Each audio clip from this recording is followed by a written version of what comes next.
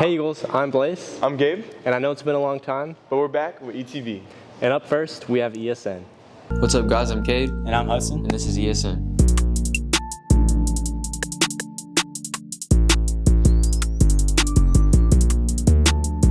Starting off with soccer, the boys played their first district game against Dobie and tied 1-1. Last Friday, they played against Pasadena Memorial. Here are the scores for that game. This week, on Tuesday, January 21st, they played against Shadow Creek. Today, January 24th, they play against Pearland at Pearland Stadium at 7:30. Next, with girls soccer, they played their first district game against Dobie and won 3-0. Last Friday, they played against Pasadena Memorial. Here are the scores. This week, on Tuesday, January 21st, they played against Shadow Creek. Today, on January 24th, they play against Pearland at Pearland Stadium at 5:45. Next up with basketball, both teams played against Shadow Creek this past Wednesday, January 22nd, and tomorrow they play against Pearland at the Pearland Stadium at 1 for the boys and 11:30 for the girls. Be there to witness the oil spill. Oh yeah.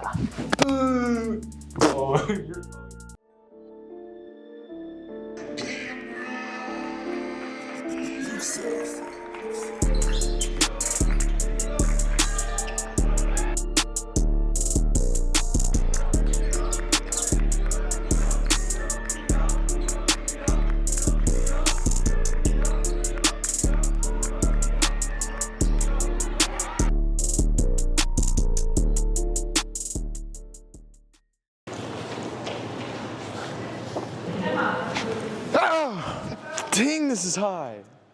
Speaking of, reminds me of hot seat. Coming up.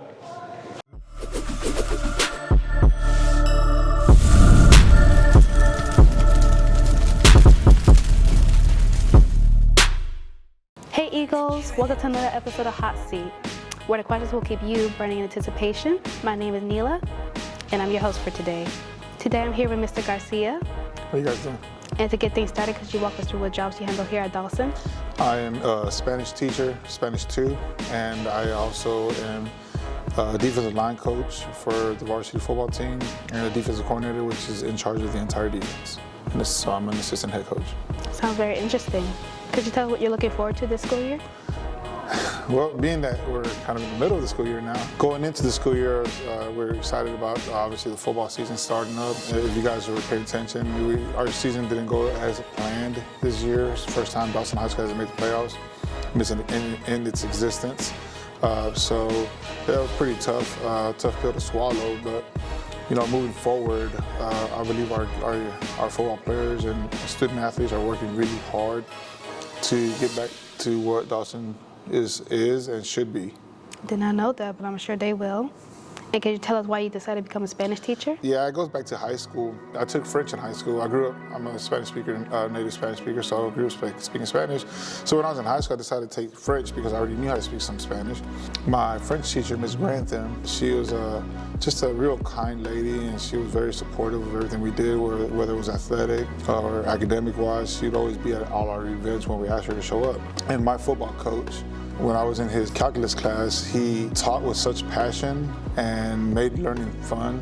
And I wanted to be that type of person to make connection with young men and women like that. I think that's really inspiring. Yeah.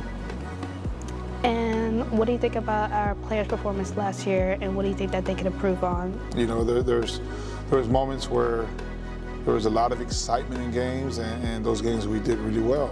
Some of the excitement was taken away from us because the other team was better than us, and they tried hard and whatnot. But as far as our athletes here at Dawson High School, super proud of how they did compete every single game. Whether we won or lost, those guys worked as hard as they could every week to prepare for the game. They tried their best, and they did everything they could to come up with a win. And what do you think is the most important lesson you learned on the field, either as a coach or while you were being coached? Grit. As an athlete, one of the most important things you can learn in life is how to persevere when things get tough.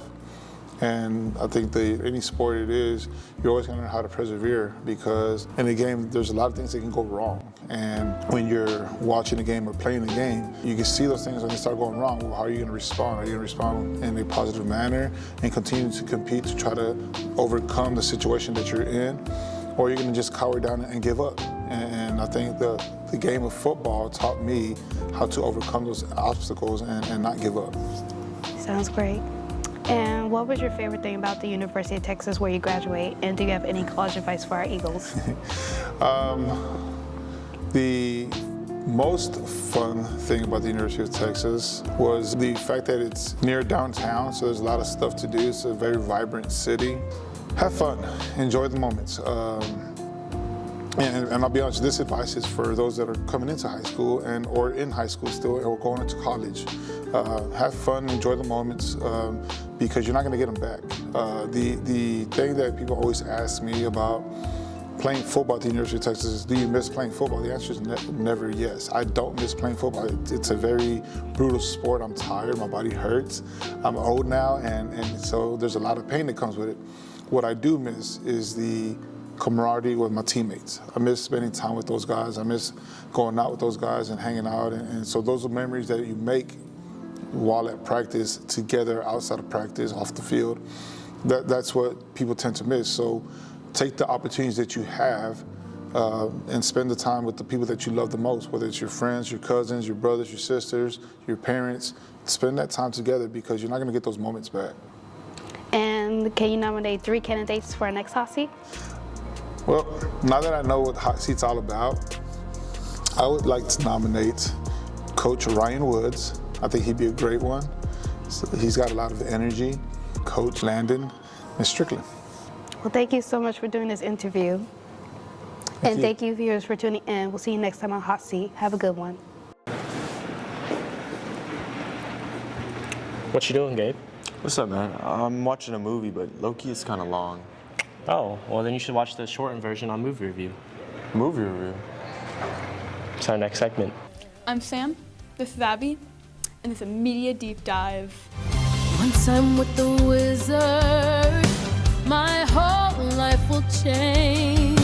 'Cause once you're with the wizard. In the movie Wicked, they decided to give a backstory to things that didn't really need it, but I still enjoy it anyway, because I love Wicked. There's still like a lot of bits that they tied to the original movie, The Wizard of Oz. Like, the Yellow Brick Road was apparently decided to be yellow by Glinda, apparently. That wasn't in the musical, but I do appreciate that because I love Glinda. I really love the casting, too. You like the casting? Yeah. I'm kind of iffy about the casting, actually. Cynthia Erivo is, like, really good, though. She is really good. I will give her that. Like, she was amazing. Did you know she was in The Color Purple on Broadway? Kind of. Yeah. She was, like, really good. Like, that's one of the hardest musical, parts to sing. Was the part. I forgot what the character's name was. I actually still haven't seen The Color Purple. All I see is Wicked. All I know is Wicked. Where would you put Wicked on the tier list? Probably S. That seems like a solid place. It's not as good as the Broadway stage musical, but it's still very good. I loved it. I'm probably gonna watch it a 5th time. I love it. I'm Sam, and this is Abby, and that was Media Deep Dive. Bye! All right, Eagles, for our final segment, we have a special trailer for our upcoming schools play, Pippin.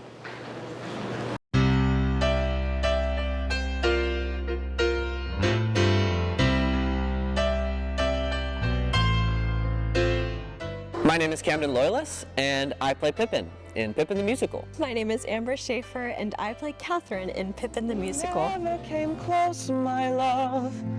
We nearly came near. Audiences will love Pippin because it's crazy. Yeah, I mean, it's insane. There's so many different things going on all at once. This show has the entire package: circus acts, singing, stunts. Really amazing. Dancing, I just love it so much. It's just wonderful to be a part of.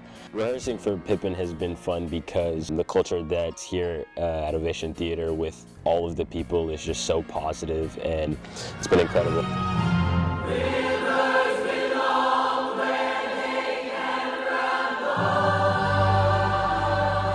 People should see Pippin because it can change the way you view life. It's really about life and what you make of it, and who are the people you love, and how do you choose to spend your life and treat other people in it.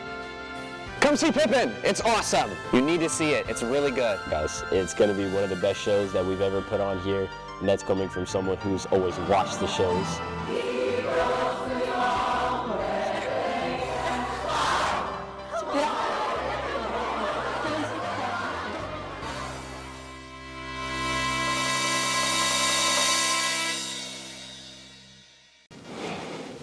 All right, Eagles, and that concludes the last segment of this week's episode of ETV.